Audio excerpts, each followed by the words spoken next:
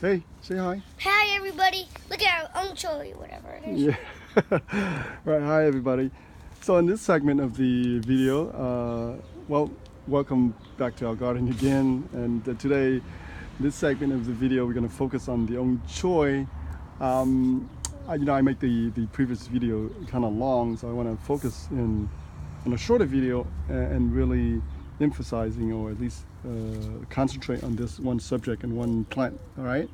So this is one of our container, Ong Choy, and every year somehow the plant just come back. But as you can see, some of them are actually ravaged by the.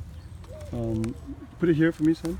Ravaged by the insects, and this one seems to do quite well. I mean, if you compare this, right, this plant here, look at this, and this brand new startup from the nursery I just bought, and that not much different. And you can see, look at that. See that and that. This, yeah, it looks kind of like a baby plant. This looks a little more mature, just solely based on the look of it, and from the from the bottom it comes up. Because after all this plant here are mature plant, and they just what happened? Oh, my son is telling me something. What? Okay, so I think we should make a video about how to make a plant. How to make a plant? You can't make a plant. I mean, all right. create one. Okay, so let me do this, and then you want to sit there, and maybe you can help me out. Yes. But anyway, let's get back to this. So I decided to go to the nursery today and bought 2 new batch of Ong Choy. Each one of them costs about $4, as you can see here. I want to close up here. Right, Ong Choy, Chinese water spinach, Ipomea aquatica, semi-aquatic tropical plants, grown as a leaf, vegetable similar to spinach in nutrition benefits, used in Asian cuisine. Of course, one thing they don't tell you, or they don't have any description back here, is how to grow it, what kind of climate, water levels, nutrients, so and so. But if you know already from watching my videos, Ong Choy or Asian water spinach, it's a semi-aquatic plant, so they need a lot of water, right? They need a lot of water. So that's why, in order to do well, that's right, correct.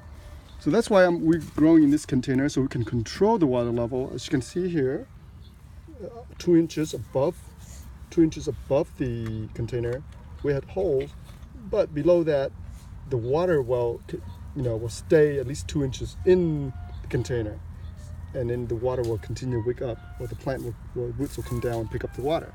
So that gives them plenty of moisture in terms of wetness. If I dig in here real quick, you can see it's very moist, and the worm just love it. You see that? Yep. But let's go back to this again. I kind of sidetrack a little bit. So all this here were planted several years ago, I believe. I think over 2 years ago, and they keep coming back. It's just wonderful. Even though in the tropic they grow year round, obviously, because of the nice, beautiful tropical weather. But in California, the climate is temperate. As long as we don't get down to freezing, they will survive and they will come back. And even one time, if you recall, I tried to remove it and put it in compost bin, and it started growing. So I put it back in here and start growing again. But anyway, I probably want to remove some of this, and I don't know how thick the root is. The roots is probably very thick. So now I can't really decide, because now after I look at this plant and examine them, they look not too bad at all. It's just, well, this one looked kind of stressed out, if you want to put it that way. This one looked very nice. This one is all right, but it's been ravaged by the insects. So now I can't decide. So I think I'm going to remove it. I think since we already got the new plant, so we're going to remove this, at least some of the plant here. Fertilize it with compost and some bat guano. Can you go get the bat guano fertilizer for me? Bat guano and worm casting, so they'll get some more nutrients in this soil. All right, so I'm going to do this today. Of course, I can't show you a live picture of this, a live video of this, But I will make the second video once I finish the planting. How's that sound? All right. So I'm gonna shut off the videos, and no, not that one. The box. Remember that the box that we bought over there, and the plastic right there, right there, over there on the shelf, right on the shelf next to it, in the plastic bag. Okay, let me go there.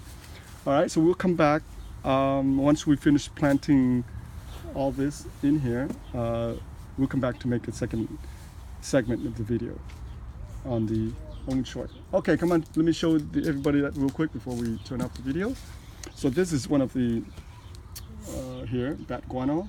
Now this is the first time I buy this fertilizer.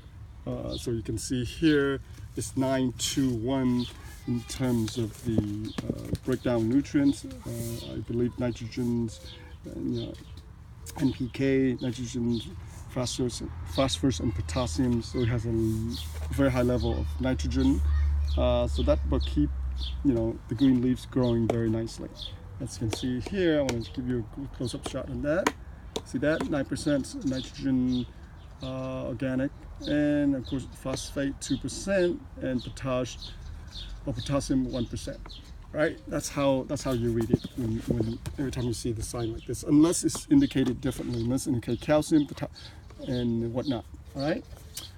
So this is about $9 for this little 1.5 pound of bat guano fertilizer. So I'll use this a little bit in here. It's organic, and I'll use some warm casting as well. Okay, so we're gonna come back to make the next video after we plant this. Well, thank you for watching, and please tune in to our. Guano costs us $8.99. Correct. All right. Well, thank you for watching. We'll come back again to make a second video. Thank you.